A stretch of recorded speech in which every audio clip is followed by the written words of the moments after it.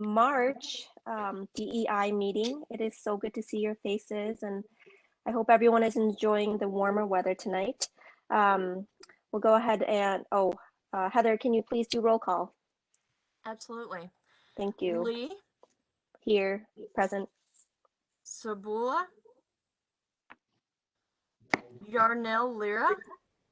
Present. Robinson. Present. Here. Roberts. Present. Smith. Hess. Geyer. Present. Yang. Here. Scott. Here. Christensen. Council Representative Mayor Lori Palmieri. Here. Yes. Here. Staff Representative Michelle Banky. Here. Assistant City Manager John Fitzpatrick. Here. Perfect. Okay, thank you, Heather. Okay, we'll go ahead and approve or look over the minutes from our February 22nd meeting. Did anyone have any questions or things to discuss?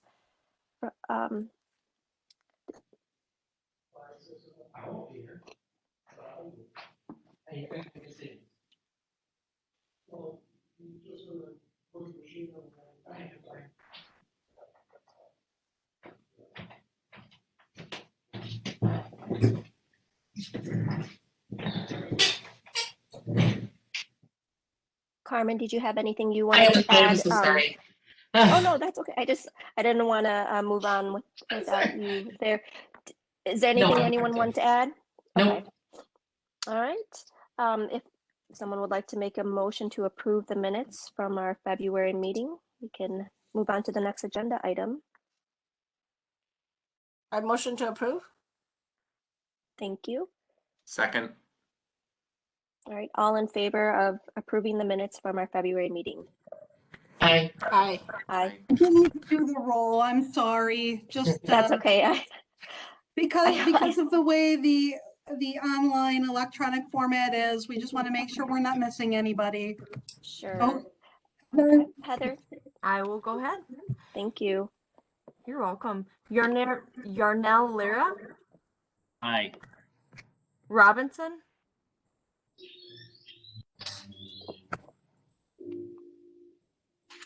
Present. Robinson. Yep, I'm here. Roberts. Yes. Geyer. Aye. Yang. Here. Scott. Here. Yes. Christensen. Aye. Perfect.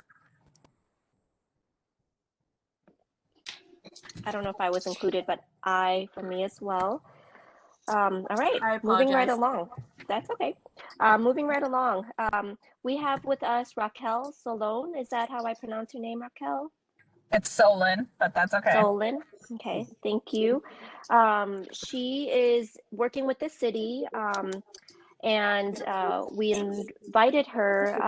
According from our last meeting, we decided that we would see what those services would look like and see if we can coordinate with Raquel, and as we move forward in writing our plan.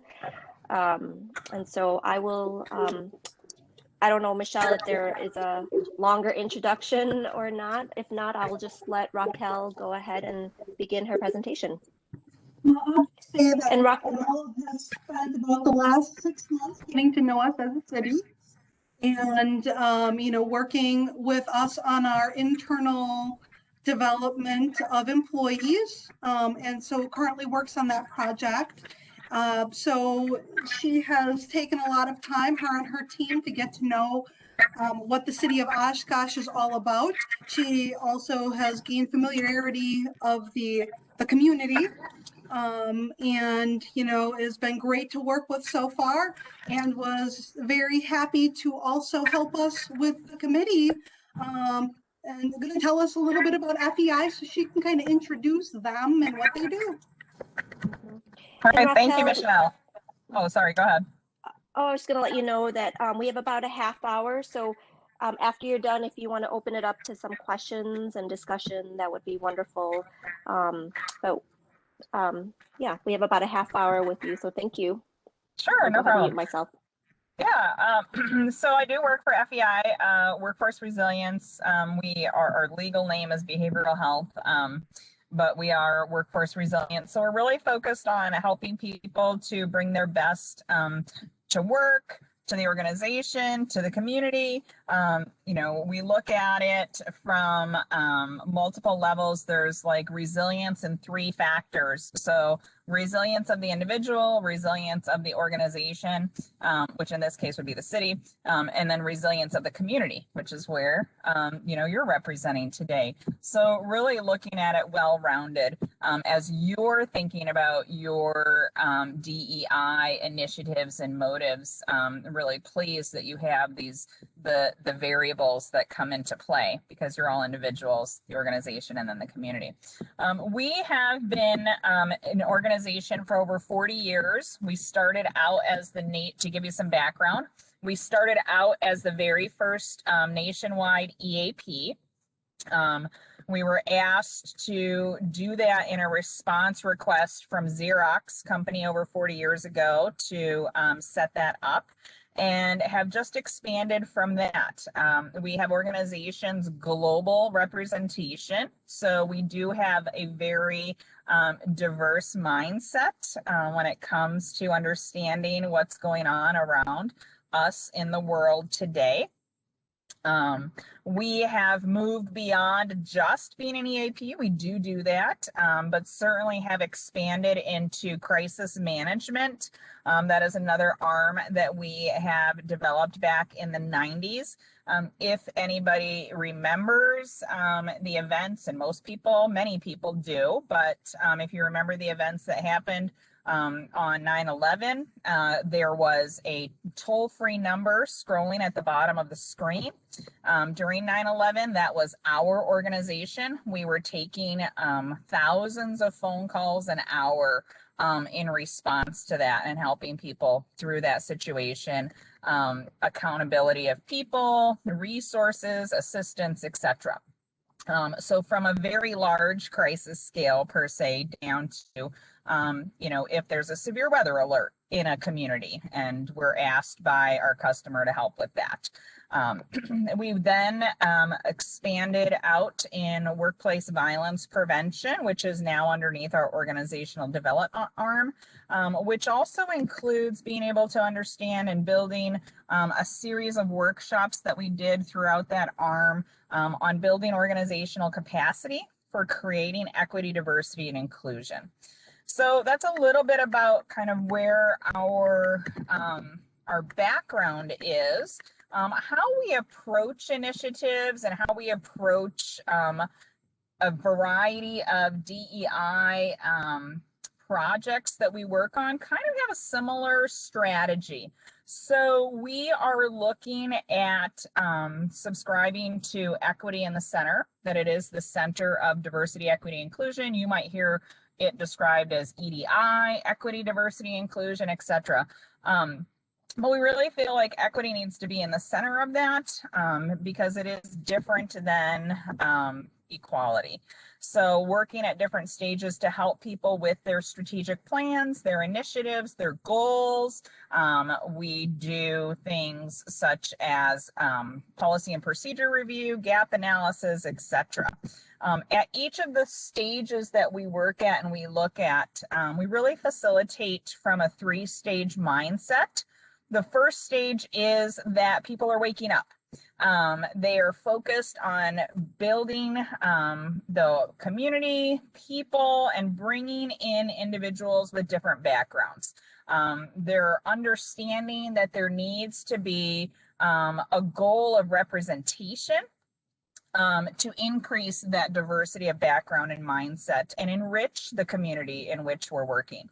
And then we look at we call it the woke stage. We're not the only people who use that word, but we call it the woke stage, where you're really focused on the culture and creating an environment where everyone feels comfortable sharing experiences, that there really is talk about equity and inequities that are occurring, and that there is some planning and some development on addressing those.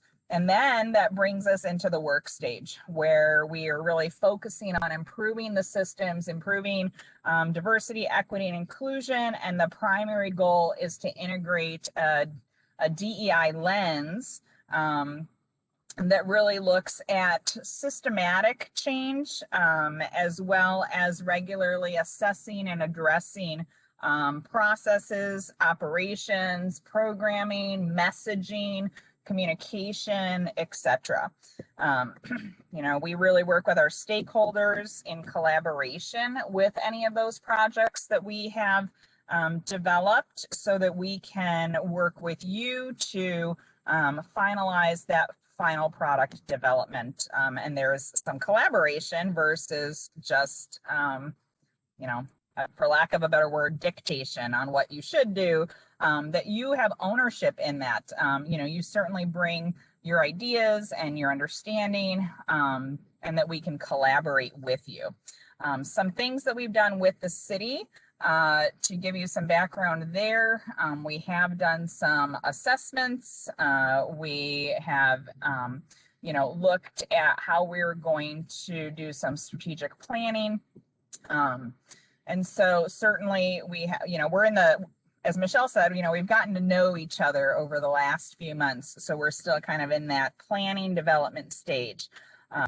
And then we'll look at finalizing some of those plans with training initiatives, performance metrics, etc. So that's kind of a general overview, without you know, getting into the nitty gritty, but of where we're coming from and kind of the experience. What I really am wanting to know from you all is, you know, I'm here to listen, I'm here to answer questions, and just to kind of get a feel of where you think you might want or need, and maybe you don't, and that's okay, but some additional support and resources and assistance. So.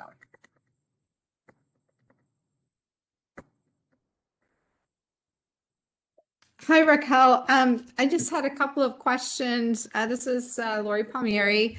Let's see here. First of all, what do you know about this committee and their purpose or their charge? And the second question relates back to the metrics you referred to.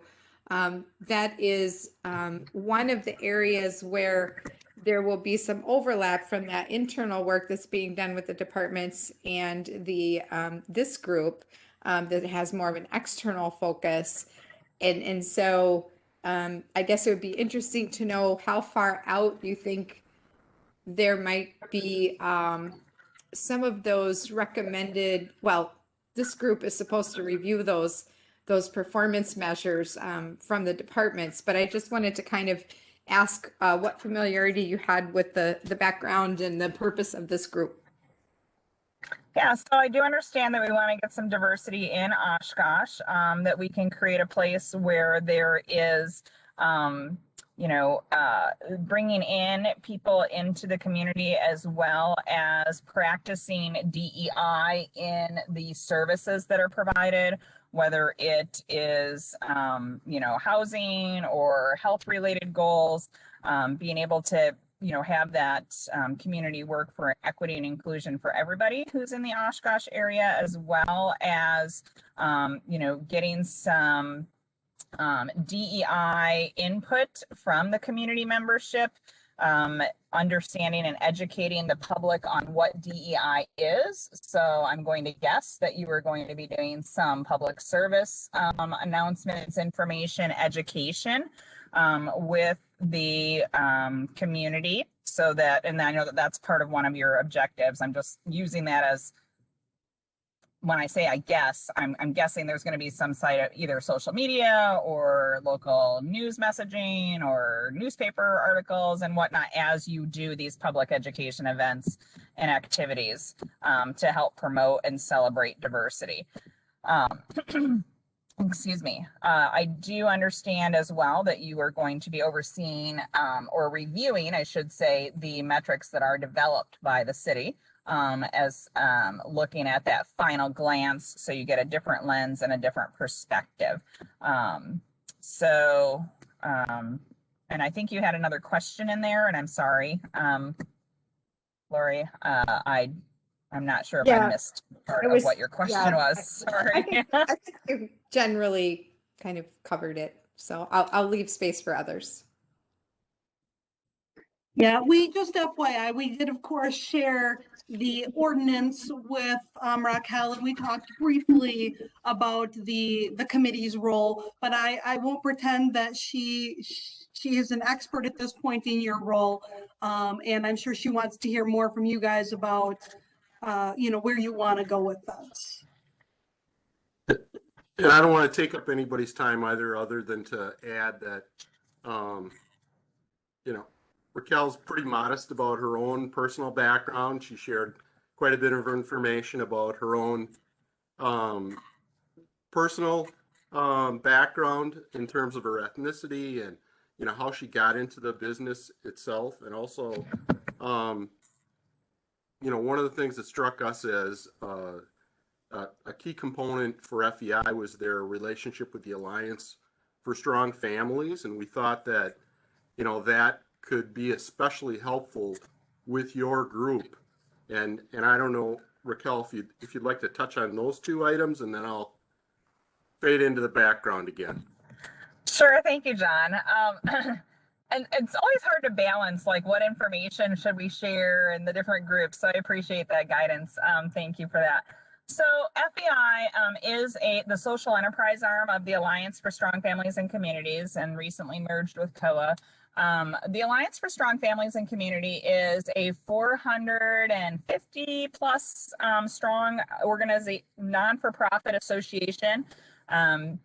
And so what we do is, as FEI, we are the social enterprise arm. Basically, any of our revenue gets streamlined back into the Alliance, which goes back out into the communities that you serve. And so we have a lot of different partnerships all throughout the country.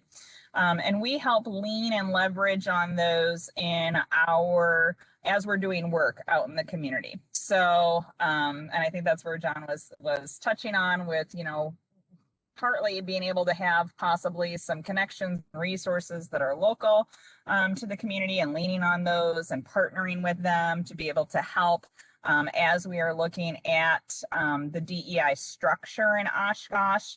The thing that I love working at FEI is that, when we make profits and revenue, it goes back out into the community. So it does the work. It helps with the systematic inequities that are happening in our society. We are fighting for equitable health care. We're fighting for, there to be, social justice that occurs. And I mean, so that's all the things that happen with the Alliance as well on that side. And having them be our parent organization is always fun, because you get to see some of that work being done. From a personal perspective, because he kind of touched on my background a little bit, I guess I didn't think to share that. One of the things that I think is always interesting when I'm training implicit bias is that, you go into a training room and people walk into your training room, and I've done conferences on implicit bias and whatnot. And it's always fun to look at the puzzling looks. And so we address that when we talk about what are some assumptions people make. That's one of the activities that we do in our training. What are assumptions you make? And so I press people for assumptions that they made about me walking into the room. So a lot of times I get, European, Caucasian, obviously, well, I guess it's not obvious, but I'm female, and so we just, we talk about that, on the bias side, sometimes people come in and they have a little bit of a wall or a barrier up going, how is this person going to help me? And what they don't know, because that's where bias plays into things, is that I actually am multicultural, multiracial person. But you wouldn't guess that if we're just leaning on our biases and our perceptions. I grew up in a first generation, so you have immigrants in your community. I grew up in a first generation American household with, my mom, who is Hispanic, my grandmother who's Hispanic, my grandfather who's Black. And so having, a wide gamut of individuals who culturally impacted me and developed the shape of my perspective as I go into society, and some of the learnings that I've had to take into consideration as well as we look at what DEI means today. Because I grew up with, grandparents and parents. My mom was a 60s child, and, so all of the, peace, not war, love, not hate, which is all good. It's not bad. But part of what we realize now in 2020 and 2021 and in this generation and time frame is that we can't, I grew up with, don't judge on the cover, don't look at the outside. And of course I'm gonna grow up like that, having people of all different skin tones in my family, in my house, different backgrounds, different ethnicities. The problem with that though, and there is a little bit of a problem with that, is if I don't acknowledge the fact that my uncle is a very dark, Black Hispanic man, and my mom was, she's passed, but was a lighter skinned Hispanic female. She was not my grandfather's biological child. Then we miss out on their true authentic selves, and we miss out on the experience and what has shaped and impacted them. So we miss the opportunity to have a discussion and have some civil discourse and have some understanding and some learning that can occur by not taking into the fact that, my uncle's had a very different experience than my mom, who's had a very different experience than I have in our society. So that's a little bit about personal background, but I have actually been fighting some of the biases even as I was a security executive with Target.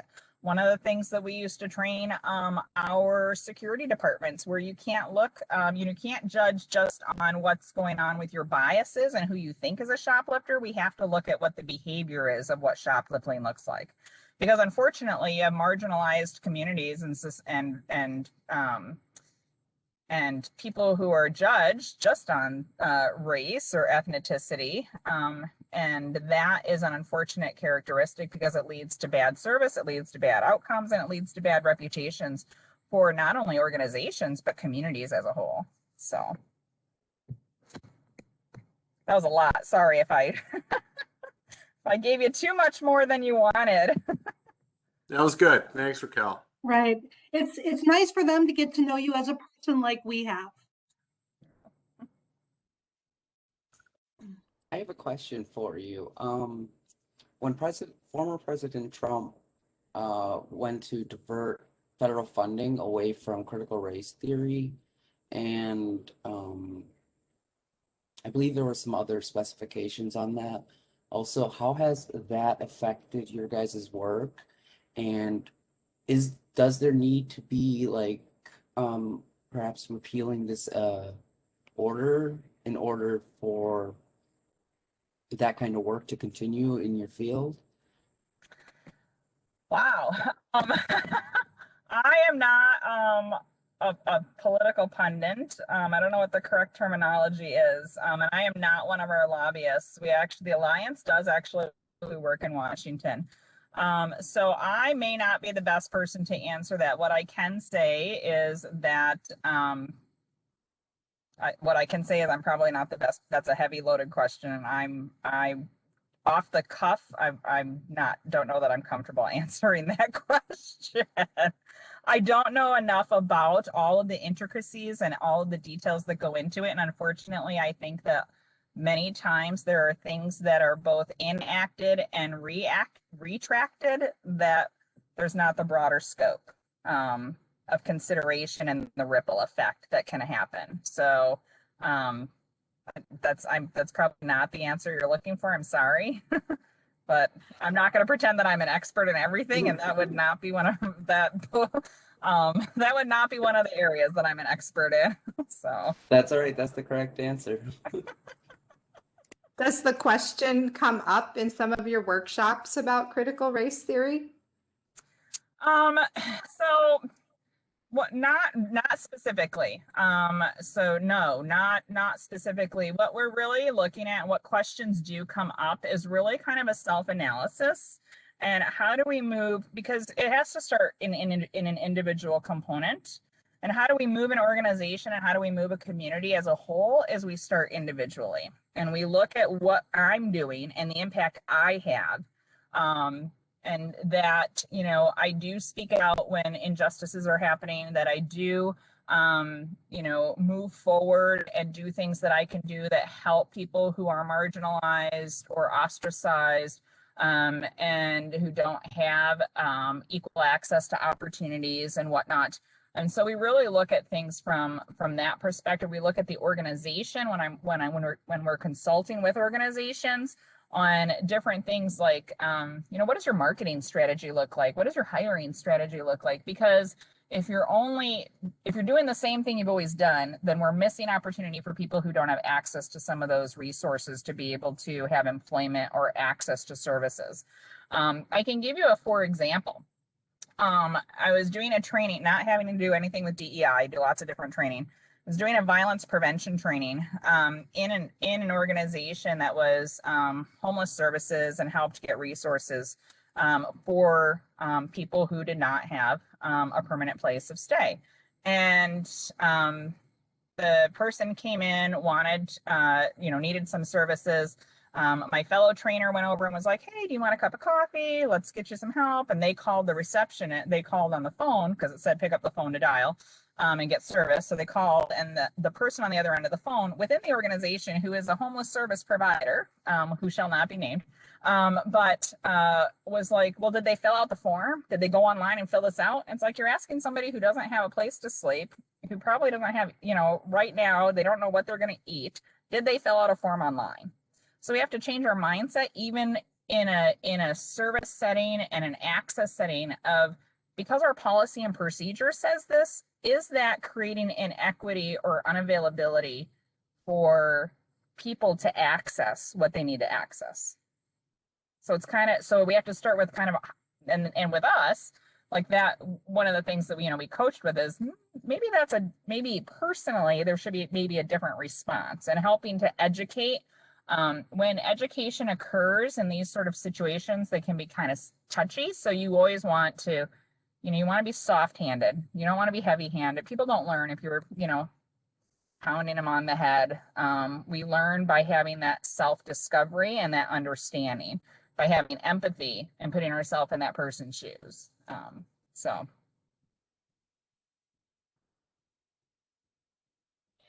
I don't know if others have other questions, but could I just ask a structural question here? So FEI and behavioral health merged with Alliance for Strong Families and COA. Is this like a franchise type setup, or what's the mechanical structure here? No, I'm sorry if I didn't say that very well. I apologize. It's probably on me for not communicating well. FEI has always been, for the last 40 years, owned by the Alliance for Strong Families and Communities. Just in the last few months, we've merged with COA, the Council on Accreditation, and that is still working through. But for the last 40 years that we've been in existence, the Alliance for Strong Families and Communities we've been the social enterprise arm. So that is the structure. So it's just us. And then we just recently, in the last few months, merged with COA. So I added that in, not to add to the confusion. But no, we are not a franchise. We are not, we do have a global presence, but we have a global presence from a standpoint of, we have customers who, and clients who we work with globally. So I apologize if I did not communicate that well. Thank you, Raquel, for clarifying that. I also have a few questions. How large is your organization? Like, do you work with a team of diverse members. And also, I'd like to know if we were to coordinate services and work with you, like what would that look like? You know, we're discussing at our last meeting whether we want to create like a subcommittee. So what would be your recommendation for like maybe what size, how many people from our committee, you know, would be best in working with you in developing this plan? So I'll start with those questions. So FEI, the FEI entity, in and of itself is a small business. So from the employee numbers, I think we're at, I want to say 35. We do have that. So Angie, depending on what you're asking me, we do have a diverse employment of individuals who are of different races, genders, ethnicities, ages, etc. So bringing diversity of categorical diversity to the table. The other thing that we have though, and this is where you move from small, we call this little d. We call diversity little d of when you're looking at things that are legally protected, like race, gender, orientation, religion, etc. So if we can move beyond some of those, we can get to the capital D, which is diversity of thought and diversity of opinion, diversity of communication. And when you can get to big D, you can have a diverse perspective of people. And I'm going to go back to Lydia. I'm sorry if I'm not saying that correctly.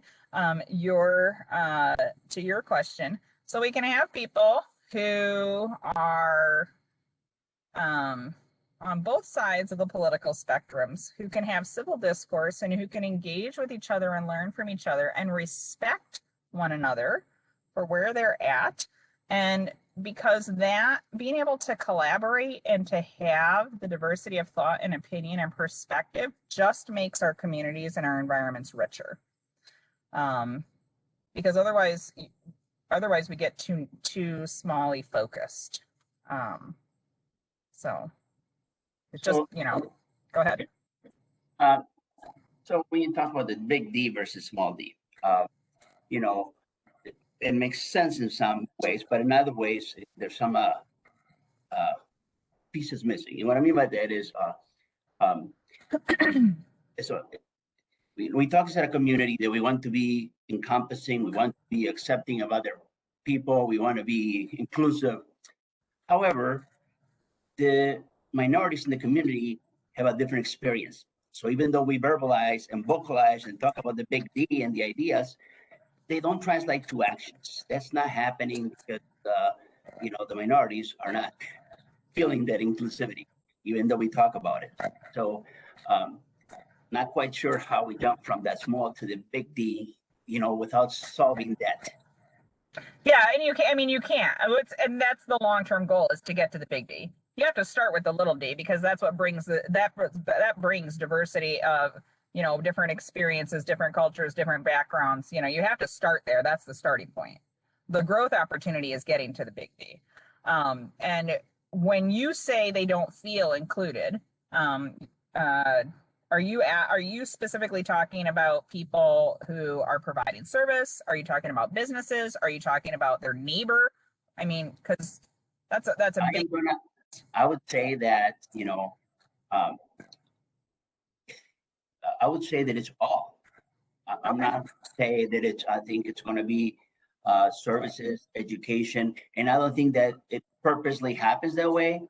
But I think we're culturally uneducated or ignorant about other pieces. So it just, you know, how we talk about it is one thing, but how they perceive it is different. You know, right? Sure. And they don't have a voice many times to say it's not happening. You know, sure. I've been here for 30 years, and I've seen the progress from when I first got here, but I would say that it's from all aspects that we're still missing. Okay, and I'm gonna circle back to my first. I think it was my first answer, one of my earlier answers, which is that's why it has to start at the individual level, right? So if I have biases against my neighbor, maybe I need to have more education, more understanding, more experience. A lot of times biases come from not knowing. So the more that you can provide things like cultural experiences, awareness days, have people be able to engage in ways that feel safe, have musical concerts of different backgrounds. And some of this may sound like, well, that's really easy and kind of simple. And, you know, maybe you're even thinking, and I don't know, but maybe you're even thinking like, well, how is that even going to help? It helps by opening that experience and by having a positive, safe experience that people can lean on and learn from, and then move on from there. So, because a lot of times your bias is in your brain. Okay, it started out way back when we were cave dwellers, you know, competing with saber-toothed tigers and other very menacing animals. And your bias was developed so that your brain had very quick reactions to situations to keep you safe. Your brain is a survival organ. Unfortunately, as we've evolved and as we've developed and as we've increased in technology and whatnot, some of our brain-based biases are still there that we don't necessarily, I guess, for lack of a better word, need or utilize as much from that perspective. But our biases do help us. They help us when we do have to make those split-second decisions, you know, avoiding a car accident. We're not thinking about that. Our brain is reacting to a situation to keep us safe. So biases have been around for a long time. And so how we help to break down some of that is through those safe, having your brain feel safe so that it can have an experience, so that it can build to the next level. And we can have that education. That's why hitting people over the head with information doesn't work, because we shut down the brain and we make it stressed and we put people on the defensive, and they're not going to hear anything that we have to say. So I hear what you're saying, but you know, I think well, this conversation has been happening, at least in this community, for I don't know, as long as I can remember. And you know, granted that everybody's got biases and those influence your decisions in all aspects, but thinking of this committee, for instance, or the city itself right now, thinking, we recognize that we have some biases, that there's some things that we are, they kind of come into our filter when we're taking action. However, to me, the bigger issue is that our institutions have those biases. They're not all. So people might have good intentions, but how do you educate people? How do you educate the community on those things? You're cutting out a little bit on my end, so I do apologize. But I think where we start is, again, I'm not trying to be a broken record, but I'm gonna kind of be a broken record. Making it an understanding that everybody has biases, you know, that we all have biases. How the biases can be used for, it's like a superpower, you know, they can be used for good and they can keep us safe and they can keep us healthy, or they can be used for not so great things. And we can then, it can lead into stereotypes and discrimination, because there's a level, there's a building upon the biases that we have, that, you know, I have this bias and it's just in here, it's in my brain. But now a stereotype is me taking that bias and that belief and cementing it into my understanding. Now it's become a belief in who I am, part of my core values. And then I have discriminatory action. That's the behavior that happens. So I think it goes back to just making it, you know, understanding that people have biases and that every person has a bias. It doesn't matter what your race, what your ethnicity, what your gender, every person on this earth has bias. So, and I'm probably exhibiting confirmation bias by saying everybody has bias. So, because we all have biases. So there's different types of bias. But, you know, I think just coming to that understanding, because what happens a lot in our communities is we do this. And I'm sorry I'm pointing at the camera. That's kind of rude, but I want to, we do this and we point at everybody else and all the other people. And it needs to start first here and then it can spread out. So what is your messaging going to be as a community that helps us to look in the mirror and makes it okay to look in the mirror and makes it okay that, I hate to steal this phrase because I'm a big proponent of destigmatizing mental health issues, but it makes it okay that we're not okay, that we're not perfect. I have biases. I have things I have to work on. So even growing up, in my multicultural, multiracial household, I have biases I got to work on. I think, was that Sean who was trying to ask a question? And then I'm so sorry. Yeah, is that you, Dr. Robinson? Yes, but Okay. I can wait if you want me to, so if somebody else has a question. So I'm curious,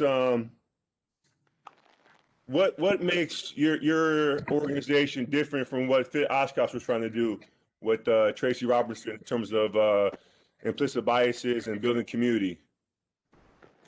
I can't answer Raquel that would not question. be familiar with Fit Oshkosh. She really wouldn't be able to talk about the differences. Can we hear from Raquel about that, whether she is aware or not? I'm not. I was just saying, sorry, Michelle and I talked over each other. I'm not familiar with what work has been done or what's been done in Oshkosh with the other situation that the person that you're talking about. So this is Beth, and everything you're saying makes sense, and I understand it.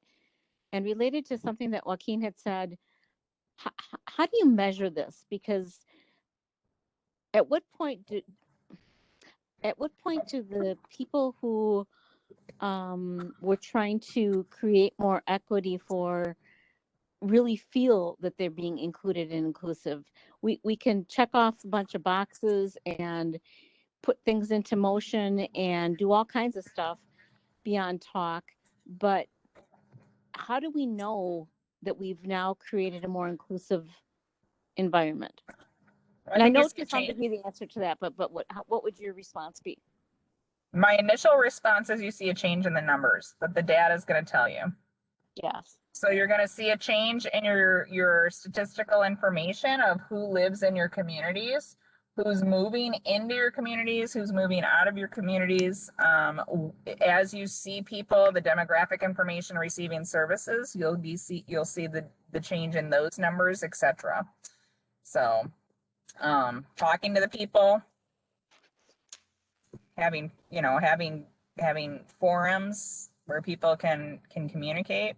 So, I mean, those are just some ideas that are coming to mind. But how you're going to see it, how you're going to really truly see it, is you're going to see the numbers. So, if you see a place where people feel welcome to live and to engage, and a place where people with a wide variety of diverse backgrounds are moving to, you're going to see that data change. Thank you. I responded to that today with something to that effect in terms of numbers in terms of health inequities and things like that those numbers will change, and exactly what you're talking about. So thank you. Yeah, you're welcome. Thank you. I was just wondering, Raquel, are there some examples of strategic plans and some action plans in communities that we could look to see some examples from your organization? Yeah, I will check with my team and see what we can put together for you. So, get some information together for you and an answer to that. And I'm wondering if you guys want to, a little bit, about, what you would like to see from a facilitator. I know obviously we would love to solve every inequity in the city of Oshkosh and the surrounding areas, but obviously I think we know that's not going to be within the scope of this committee or even the city of Oshkosh as an employer to do it all. But do you have some thoughts about, I know Angie talked a little bit about, having Raquel with developing your plan and maybe working either with all of you or a subset of you. Do you guys have any additional thoughts on kind of what you're looking for from a consultant or a facilitator that you want to share? I think one of the things that I'm struggling with is that whether it's the full group or subgroup, how do we make sure that we're reaching all of the community input? So, you know, we're just a small, very small, obviously, representative of people in the community. And as we're developing a plan, you know, do you have a role in helping solicit additional information? And again, we are supposed to be getting that ourselves, but I just struggle with the numerous people in our community who haven't had a voice, and how do they have a voice in the development of a plan?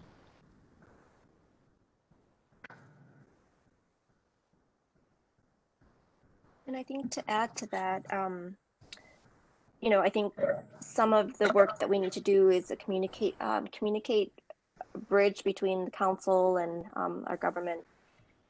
And what's being communicated, you know, if Raquel is working with the city, you know, what is being communicated to us for us to advise, and where is there overlap in creating these goals, or in you know, these performance measures.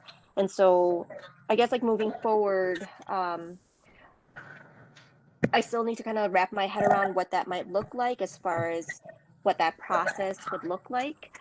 And I think, you know, as far as tonight, I don't know if I don't think we'll have time to discuss all that. But Raquel, one of the questions I had earlier was, you know, would you recommend our entire committee or just a subgroup to work with in creating this action plan and you know, these performance measures and all of the different responsibilities we've been given? Or do you think a subgroup would be more efficient and more productive? How many people in total are on your committee? We have 9 committee members. Plus 2 alternates. Yeah. I'm sorry, Michelle, you cut out. Plus 2 alternates, so 13 in total. Okay. I'm sorry. 11. 11. I can't add, sorry. Okay, that's okay, because I'm like, oh, I must have missed somebody. I have 9 and then okay, all right, no problem. So looking at that, as the council's been determined, I'm hesitant to say a subcommittee, only going back to, I think it was Beth. I'm not 100% sure, so I apologize. With the concern about representation from the community as a whole. Because if you go sub, you're only at 9 plus 2 alternates. It gets much smaller, and now you are really bringing, and maybe that's needed from the focus component, so I'm kind of on the fence, but you're really going into a very smaller perspective. Whereas, you know, and I understand the validity and the need sometimes for bringing it down and then bringing it back to the bigger committee and being able to present things. And I guess if that was the idea of the subcommittee, then I think that would probably work. And I know, Angie, you asked me for numbers from a subcommittee component just to make sure that you can, you can get things through. You want to have an odd number, versus an even number. But do you have experience with bringing in public participation into the development of action plans from the diverse community? Do I personally? No, I do not. FBI, yeah. Okay, then yeah. FBI has worked in the community setting, so I will talk. That's when you asked about the community strategic plans and stuff. I will talk to partners. I don't have all of the hats on for internally being able to provide some of the resources. So I will work internally and get the best information for that. So. Angie, But yes, FEI has worked in communities. Go ahead. I don't mean to interrupt you, Raquel, but I know Angie has asked this question several times, and I wanted to respond, but I didn't want to inject myself too much into the dialogue. And I guess, from a strategic planning perspective, which I can speak to, because I'm responsible for coordinating that activity for the city, and have had a lot of experience with other organizations before I came here. One of the things that is helpful is to develop the plan first, and then see what the plan is, and then maybe have different groups focus on those components of the plan. And that's when you could potentially have subcommittees. But to do it, I know everybody's anxious to try to get actions done, but I think to develop a subcommittee before you have a plan is not necessarily how plans unfold and actions are honed. So I don't know if that's helpful at all, but in terms of the sequence of developing a subcommittee, it might be helpful to have the plan first and then have a subcommittee focus on that component or an individual component of that plan in order to most efficiently bring it forward, or establish some action items that might focus on that element of the plan. So hopefully that's helpful. It's just an idea based on my own experience. So John, that leads me to the question of, as you write this strategic plan, are you including members of our committee to help in writing that, or will you consult us after that plan is written? Well, it's my understanding that we're going to be working on our internal culture, our organizational culture inside the city, from an organizational perspective, and that DEI is going to be working more externally focused with the community. So it's my understanding then that these two groups will come together and then talk about both plans, and also talk about measures in terms of how we can try to determine what sort of improvements can be made in the community and inside the organization. So I think there's connectivity, but I don't know if it's necessary for everyone to work together, because I think there is some differences. So at some point, I believe the groups will come together, but I don't know if that answers your question. If I hear what you're saying, if I hear what you're asking, Angie, and correct me if I'm wrong, but I believe that we would be writing the plan and we would be getting the consultant to help facilitate us developing that through a series of workshops and trainings to produce that. At least that was what was in my mind when we set out to get the assistance, and that we would have an experienced consultant with that external focus in the community, and maybe others interpreted it differently. And I think some of my questions, just, I don't know what I don't know. So I'm trying to bring clarification to myself, but also maybe to others. And I don't want to make assumptions, but part of, I thought of bringing Raquel in was kind of serving as a facilitator between our two groups. And one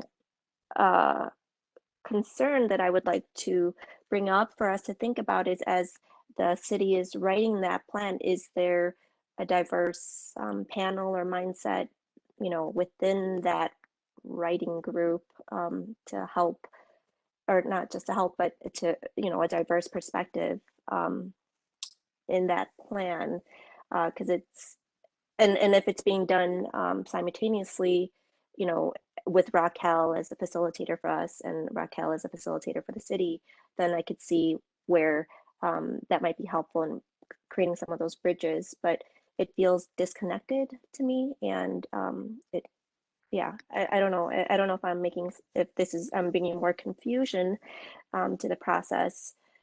Um, and if so, please let me know, like, okay, this, that maybe I have the wrong assumptions. I think you're right. I think to a certain degree, I think Raquel can be a bridge between the two groups. But I think where we're at organizationally, we've done some assessment of our organization. We're in the development stage for some initial training, and then we haven't gotten to the planning stage yet. Okay. And so that's kind of where we're at. And we don't presume to know or think we should tell the DEI group what their sequence of events should be. But I would think that it would be somewhat similar. I think that you might want to do some sort of assessment in the community to see where everybody is at. I know Raquel talked about some potential educational initiatives, but it could be much broader than that in terms of what this group thinks is appropriate for the community. Certainly you have your own perspectives, and you were specially selected for this committee, because of your background and because of your insight. So, I think to a certain degree, this group has an advantage that the city doesn't have because of your own insight. So I think it may not feel like it, but I think there are some advantages that you may have that the city organizationally doesn't have. And without boring you in terms of how we thought that Raquel and FEI could help the city, I think, one of the things she touched on was the idea of, and the way that I think about it is from an organizational development perspective, is building relationships. So, I would say it a little bit differently than Raquel did, but it's very much the same. I think, one of the things that's important for our organization is our organizational culture. And we take that very seriously, and we want to try to preserve that, and we want it to be positive, inclusive. And so we know that through positive shared experience, relationships can get established. That's how it works for everyone in their life. You meet a significant other, you have a positive experience, you maybe have several dates, and it might lead to other things like marriage or children or all kinds of other things. And I think it's really no different inside an organization. I think positive shared experience can help develop relationships. And when you have those relationships, you have that trust. And when that trust is set up, then I think there can be all kinds of dialogue. We talked about civil discourse. We talked about all kinds of different things. If there's that trust that exists, then I think we can do all kinds of different things. We talked about breaking down barriers. We talked about improving, how we can make this community a more welcoming place. I think the city is going to be focused on that in the work context, whereas your group is going to be working with the community to try to see how you can assess the community and where are your strengths and weaknesses, and where is everyone on that spectrum or continuum of understanding about how important it is for everyone to respect and feel like they can bring their authentic selves to a point where there's enough trust to have dialogue. So whereas we're doing that inside a very small area with the organization, you're really doing it in a larger area. And then based on what you determine and what we can determine, hopefully that can come together. And I think Raquel can be a bridge because she'll have knowledge of what we're doing and what some of our struggles and successes were. And if you decide to use her for your group, she'll have that same knowledge based on her working with you.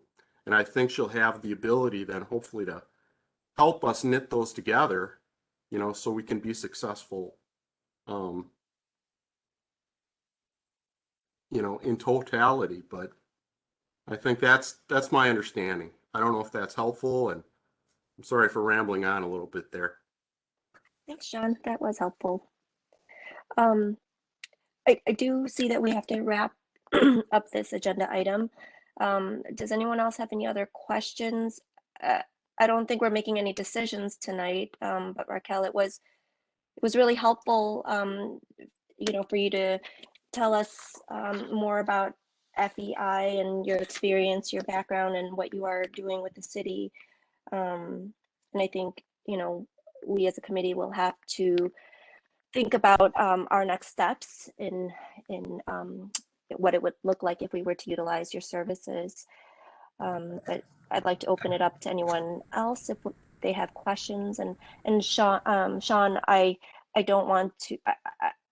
I want us to think about your question and about Fit Oshkosh and what was done prior to. And Raquel, what Dr. Robinson was referring to is an organization, and a nonprofit organization that was working on race equity issues for several years before it closed. So I don't want to dismiss Sean's question, but maybe that might have to come up some other time as we move forward. But does anyone have any other questions or things they'd like to ask of Raquel? I am here. I'm so sorry. So, this is Raquel. Oh, okay. Can you hear me? Mm-hmm. Yes. Okay. You're I'm a not little gonna have faint, video but feed. it looks like you're having some bandwidth issues.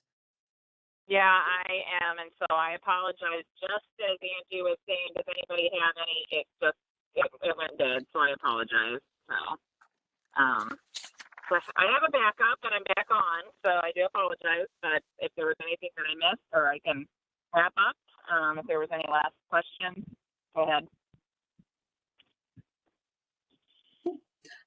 I think the committee looks like they're good for now, just reading the faces. So thank you so much for joining us, Raquel. And of course, I'll be in touch on both ends of this. Sounds great. Thank you so much. And I do apologize for the last minute technology issue. No problem. We totally understand. Thank you so much. Thank you, Raquel. Thank you. Okay. All right. So as I mentioned, I think moving forward, we might add, her services as as next month's agenda item. But we will move on to discuss the Oshkosh Community Equity Ally Academy. And I'd be happy to start, as I was the committee designee. So Oshkosh School District partnered with the ICS, Integrated Comprehensive Systems, if I'm correct. I'm gonna just pull that up real quick, to talk about their plan for working on equity issues, with the school district. And so the meeting that I attended, and there were about 40 to 50 participants in that meeting. And the first meeting was really an introductory meeting, talking about the 2 to 3 year plan that the Oshkosh Area School District is going through with. And they talked about the 4 cornerstones. So the first cornerstone being talking about the history of marginalization, and the first cornerstone being like a focus on equity, the second cornerstone aligning staff and students, the third cornerstone being transforming teaching and learning, and then as a fourth cornerstone, leveraging policy and funding. And so the first meeting on March 9th, we talked about the history of marginalization, the history of how schools became these systems of inequity, thinking about special education, thinking about, I'm sorry, I'm trying to talk while going through some of my notes here, talking about marginalization, talking about the structural and historical, cultural systems that have, led us to where we are now. And I think one of the biggest or one of the big ideas around this training was that a lot of the schools are, like have a deficit-based system. So, seeing students for their deficits and not so much their assets. And so part of the work is going from a deficit-based model to an asset-based model. But that begins with one, training staff and students of those or aligning staff and teaching staff of some of those historical, cultural inequities, and then using that to transform pedagogy and teaching practices and learning. But I guess we didn't really get into like the nitty gritty yet. It was more of like an introductory and kind of outlook as to what the training would be about. Trying to see what else. Yeah, I don't know. I don't know if anyone else was in on that. On that, Well, I think and if they want to several add people anything. were actually in there as different representatives from different groups. So who was all there? I know me was. I think Beth was. Yes. I don't know if anybody else was. John was. I was. So I think there's quite a few people who may have some takeaways from that initial session. Yeah, so please, if anyone would like to add to what I've said, please do. I thought that the ICS did a great presentation, but it was really important to remind us about how important efforts are with children, because it really starts with the kids. We have a more diverse population within our school district than we do in our adult population. And again, everything that we're talking about starts early. So it was a great reminder that as we as a group and a committee are moving forward, to keep our youth in mind. And secondly, I thought it was really helpful to be reminded that so many of the things that have been done throughout history, though looking back, they may seem like they weren't very good decisions, they were done with good intentions. So that was a good way to help keep at least me grounded.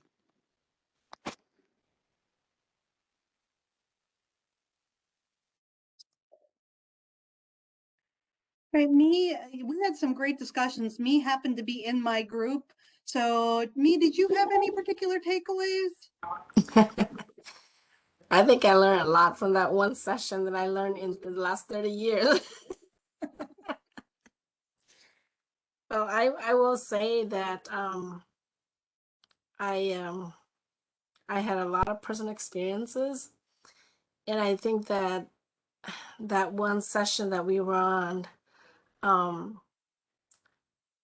I truly appreciate the fact that these people came out and actually talk like it's real. Beth just mentioned that a lot of the decisions made in the history, they were probably for good intent, but going back and look at it, it's not always true. And I realized that through myself. I realized that through my own children. 2 generations going to school and experience the impact of these changes in decision making directly. And I ended up talking about in the group about my own children, where the school pulled them out of their regular core classroom to do special education on them because they consider them as ELL, and I had to go against that because I did not see that as a good decision. I got pulled out in my own class way back when, but that was because I came here when I was a little bit bigger, and I started English late, and I was falling behind everybody because of the lack of English barrier. But for my children, I didn't think they needed putting a child through this because of their ethnic background or their language at home. It really, it doesn't put them in a really good position. They feel like they're not in the same level as everybody, and having those individuals coming in and actually talk about the reality, the serious impact these decisions that were intended to be good, but actually it was kind of labeling the children, put them in a bad mood, bad feelings when they compare themselves to their classroom peers. I truly appreciate that somebody realized what's going on here, and going forward, I think that there will be a lot that we need to change, we need to improve, and I'm just so glad that I signed up for the academy. So yeah, and I really look forward to the remaining 3 sessions for the year. Thank you, Me, for mentioning that. I guess I glossed over a lot because with my background in education, like these have been the focus of our discussions, in all my classroom experiences and on my graduate school work. And I just kind of glossed over some of that, like, oh yeah, that's how it is. But you're right. I think one thing that what was nice was we got to break up into groups and talk with other participants. One question I was left with at the end of the session, it sounded like there was talk about how the marginalization and the effects of pulling out students has really created these stereotypes, and there's research around students being pulled out for special services, but I guess there's a a chasm for me, because as a special education teacher and having pulled students out all the time, I was under the mindset or the pedagogical best practice that we were giving individualized instruction. And so the way I relate that to our work in DEI is this, I guess, a fundamental question of assimilation, and that was brought up that historically education was about assimilation, right, of cultures, and like and then there was a movement towards more individualized and scaffolding, and meeting kids where they are. So I was kind of left after that first session of like, where is this work going? Is it more towards back to whole group instruction, and where kids are staying in the classroom, and what how that will impact students who are not at the, I guess, the baselines or the performance metrics that are not just statewide but federal, like the Common Core, or is there a trend towards continued specialization of programs and services, like as we have more students entering who whose primary language is not English, are they going to be left in the classroom to kind of figure it out, or will there be? So I guess how that relates also to our work is, I think for me, assimilation has always had a negative connotation, and we honor the diversity, and that's part of the work and goal is to celebrate that. But how that translates in the education in the classroom, like in the front lines, is yeah, I guess that's there was a disconnect for me, is you know, whether pull-out services or, you know, specialized services is not, or there's going to be a trend towards not pulling out and not having specialized services.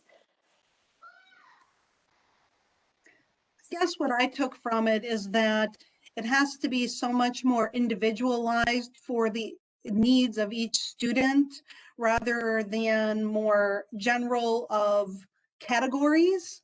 And I really got the impression was that, I mean, we need more collaboration between the schools and the parents to put a plan together that is right for each student rather than just a category. So I really liked that. I thought, you know, that makes sense, that it has to be more and more of a partnership now than ever with the parents and the educators in order to do the best thing for every student. And I also liked, I don't remember, I don't know if you guys recall this part, but I really liked it when they talked about, you know, we are more than one identity. We have so many identities to us. We are not just female or white or black or you know, Catholic or you know, Protestant, or there are so many identities to us.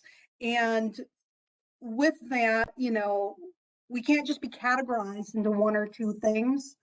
And I think that that really allows for people to find things that they have in common, which to me, diversity, equity, and inclusion is all realizing that you're not so different from everybody else.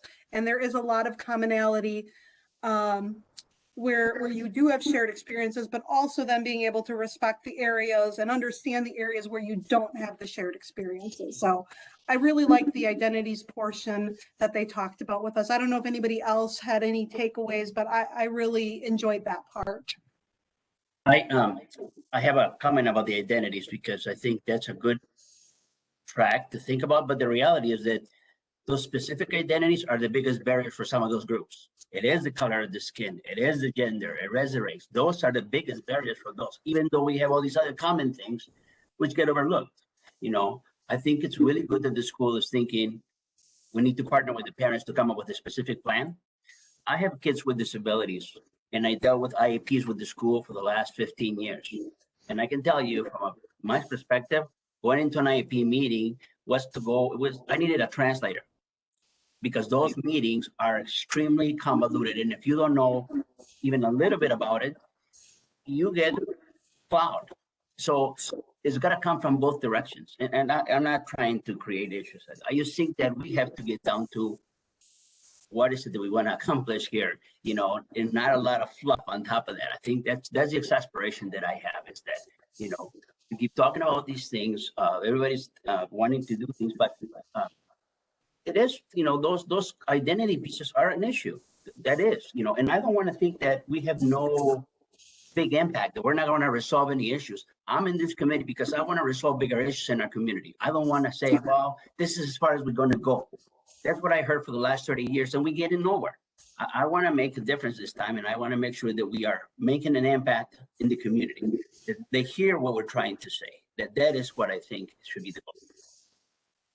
Yeah, I second that with him too. You know, given the fact that I think a lot of times, a lot of committees just do a lot of talking, particularly in education. Like they've been talking about the same thing for how many years about the achievement gap, opportunity gap, students of color, students with disabilities, students who identify as ELL, ESL. I mean, you've heard testimonies right here from community members, parents.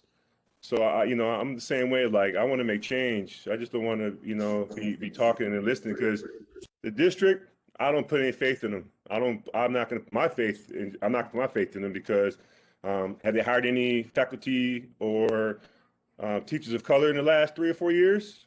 Teachers, certified teachers? Have they reached out to, you know, really the Black and brown communities to really help develop a relationship? I mean, these questions I don't really know all the answers to, but I have the assumption that there's no. So, you know, I'm with, you know, making change and making something happen and holding people accountable. I really appreciate the sharing from me, Beth, and Angie and the attendance. It sounds like a really interesting and enlightening opportunity. But one of the things I think Angie mentioned, and maybe all three, reminded me of a book that I'm rereading called The Abundant Community: Awakening the Power of Families and Neighborhoods. And and the structure of abundance.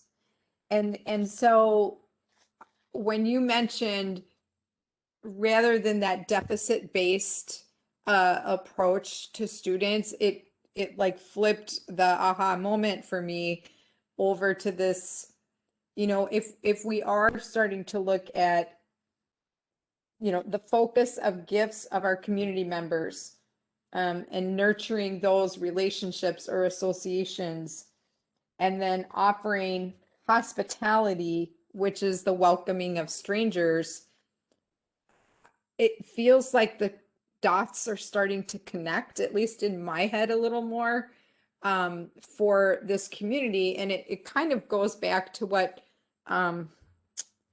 Ms. Salone was talking about is, well, yes, we want diversity, but guess what? We do have diversity. And so I guess I just wanted to say thank you for you guys giving so much thought to this and being thoughtful and sharing your experiences. And to Joaquin and Dr. Robinson's point, that those intersectionalities and those like real life day-to-day experiences for Black and Brown and folks with different worldviews and perspectives, this feels like we're starting to catch a little bit of our momentum here.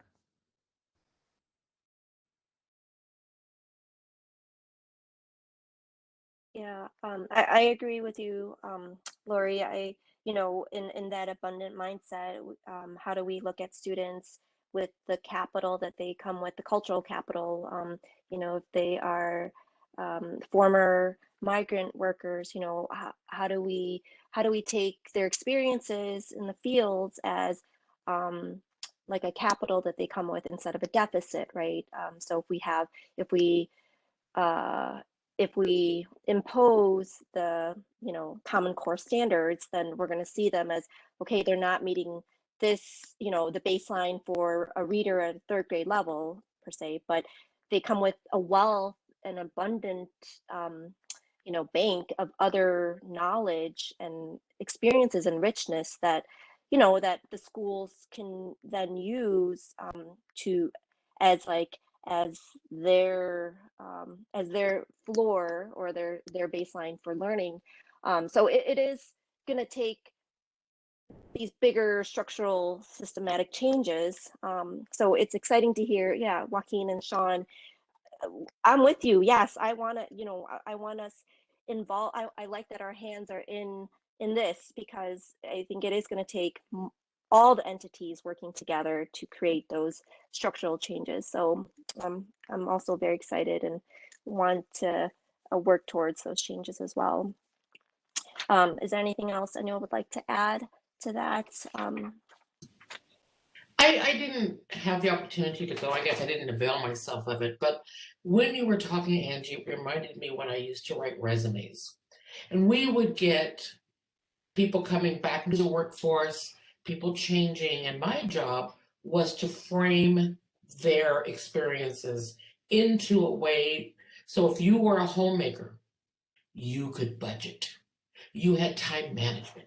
And I was able to craft a resume that, though they didn't have job experience, the employer could tell that they were hireable. And I think that's what we're talking about with the example of migrant kids or people who are new arrivals or people who don't have have a language barrier. There's always something in their background that we can reframe that in a way that makes them unique and gives them something that nobody else has. And so I just wanted to put that out there. It just reminded me of the people I could get hired in jobs because of reframing life experiences.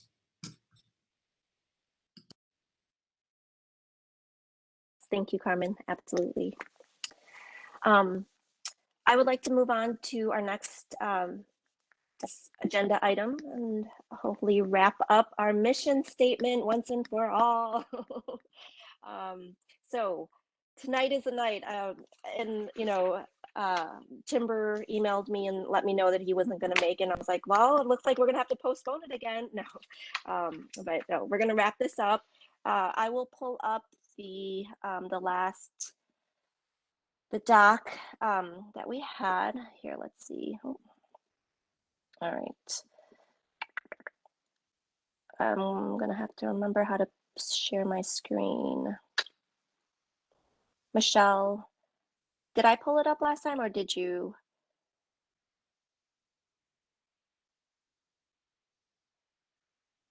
I'm sorry, I was on mute. We had you pull it up. I just have to make sure that Courtney has you able to share. So Okay. I was messaging her as you were speaking to make sure that you are given presenter rights. Okay, thank you. They just gave you presenter rights. Thank you. Let me pull it up. All right. Can everyone see that? I can't see your faces, so can I just hear someone say yes? Yes. Okay. Yes. Okay. Thank you. So I think, please remind me if this is incorrect, but I believe we were working off of Timber's contribution. The mission of the DEI committee is to create a more welcoming, connected, and equitable Oshkosh by consciously including marginalized voices in its planning and function. And then, we were looking at the other statements to kind of add to it, but I will open it up and let others, yeah, where do we want to go with this?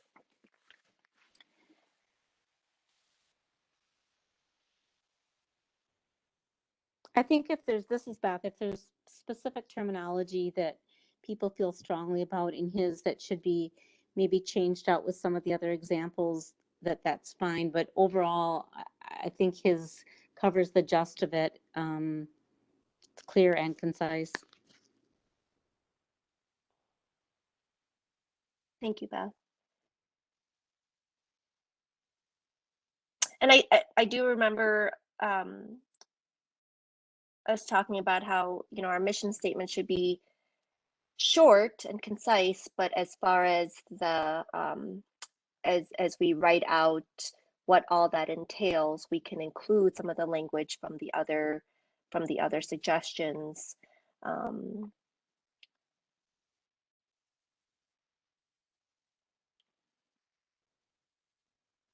I'm blanking on the what that is called, the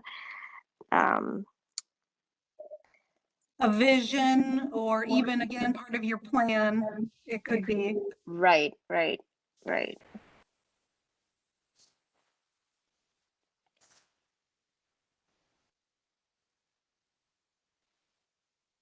I'm gonna scroll up a little bit so we can see Carmen's. I like Carmen's complex and rich identities.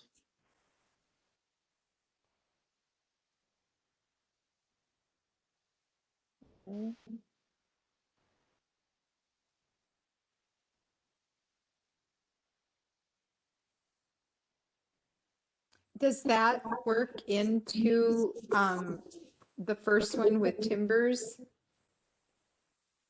Can we say by consciously including the complex and rich identities in its planning and function instead of marginalized? Maybe marginalized is more, because if we are talking about a vision statement of what we wish to be, that I'll use the word abundant again. I think the visual language that Carmen references there kind of talks about that, you know, tapestry, if you will. What about putting in keeping in marginalized, but also having rich and complex? Having all three of them when identifying the community. Because that acknowledges, it does acknowledge, sure. Conscious, including The rich Are you and saying complex, rich, complex, and rich and complex and marginalized voices, or something like that. by consciously including the rich and complex but marginalized voices? Is that what you said, Beth? By consciously including the rich and complex voices of the marginalized identities, something like that. All right.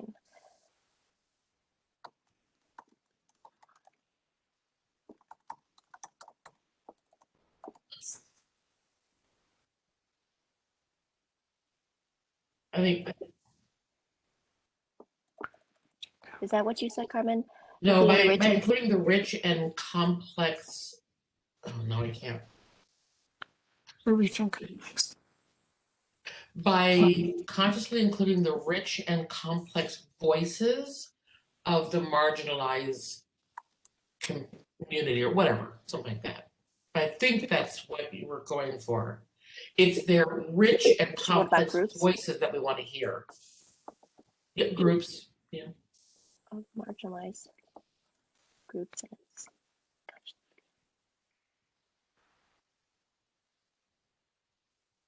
I like that.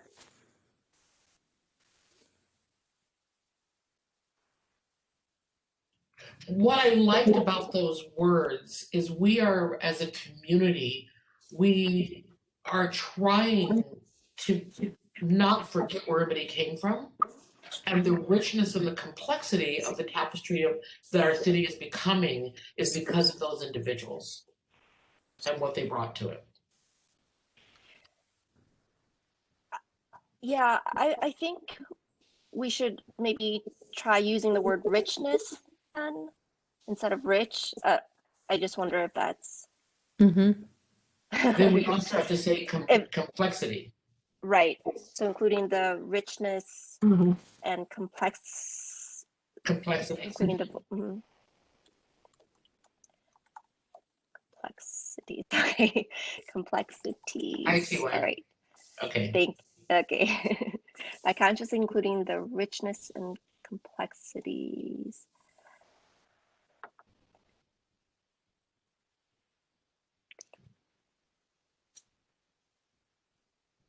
I really like keeping the word voice in there though, because we can acknowledge the richness and complexities, but if we don't show that they have a voice, what difference does it make?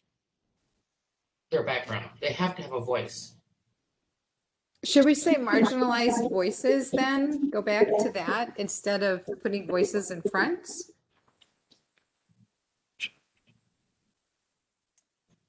So instead of groups. Right. Marginalized voices instead of groups. That works.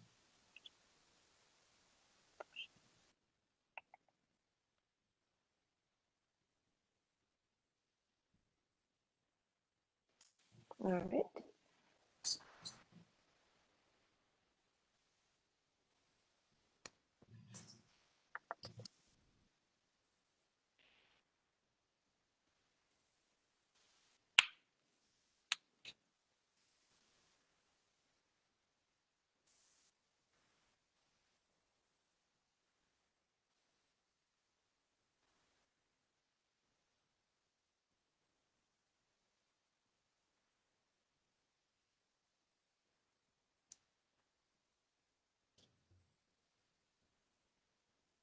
Not to interrupt, sounds like everybody's just thinking a little bit. I know that one of our participants has a hard stop in about 7 minutes.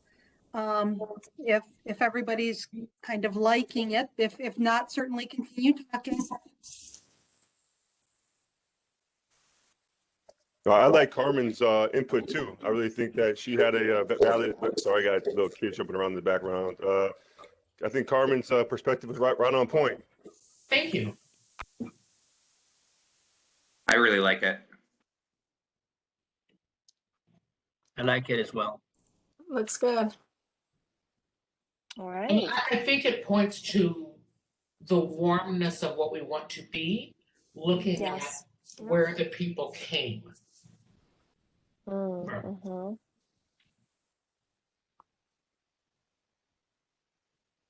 All right. So is this something we So vote on then?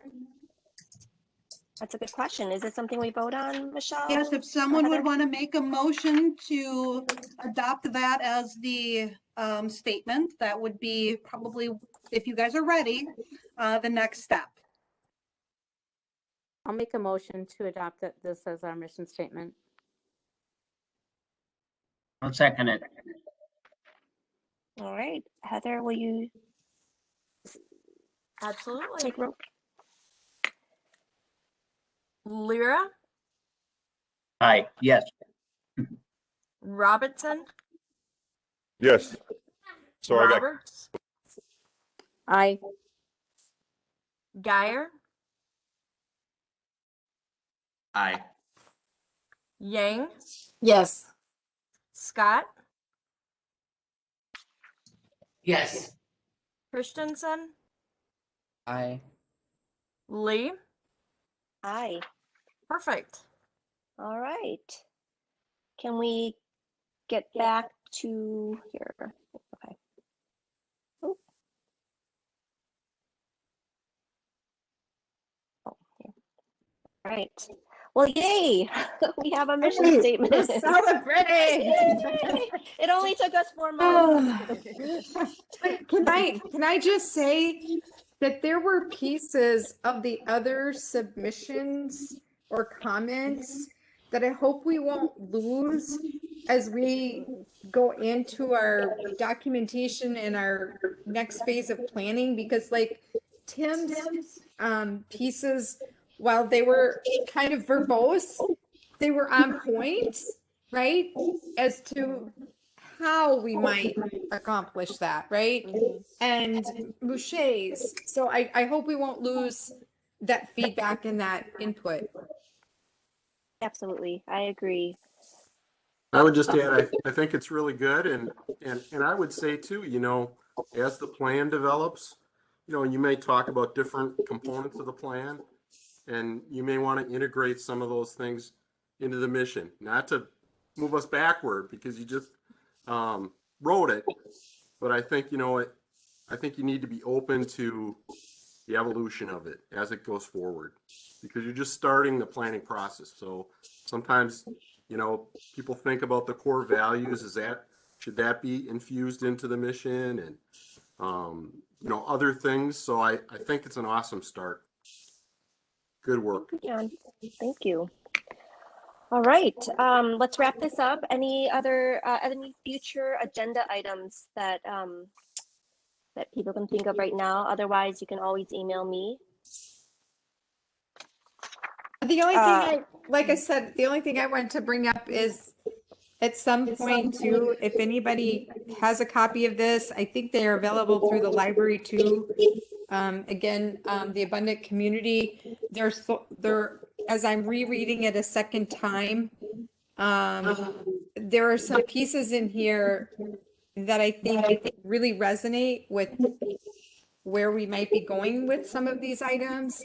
But again, it's just my recommendation. If anybody has an interest in reading and discussing it offline and then maybe reporting back, just reach out to me individually. I would be interested. Thank you. Angie, it doesn't necessarily have to be at the next meeting, but maybe at some point this summer we could hear an update from public health on how things are going with vaccinations. Mm-hmm. Also, I wanted to thank you. Yes, Beth, that's a great idea. I know that at our next meeting, we will be discussing the Chief Oshkosh statue at Menominee Park, and Dr. Pascal Manning, along with some other guests, will be sharing with us some her slides and a PDF of some of the research she's done. And so that's just to give everyone a heads up that that is something that we will be discussing hopefully at our April meeting. And if you have any other agenda items, please do email them to me. But if there's nothing else, if someone would like to make a motion to I can't dismiss our meeting, we can wrap this Adjourn? up. Yes, adjourn. Thank you.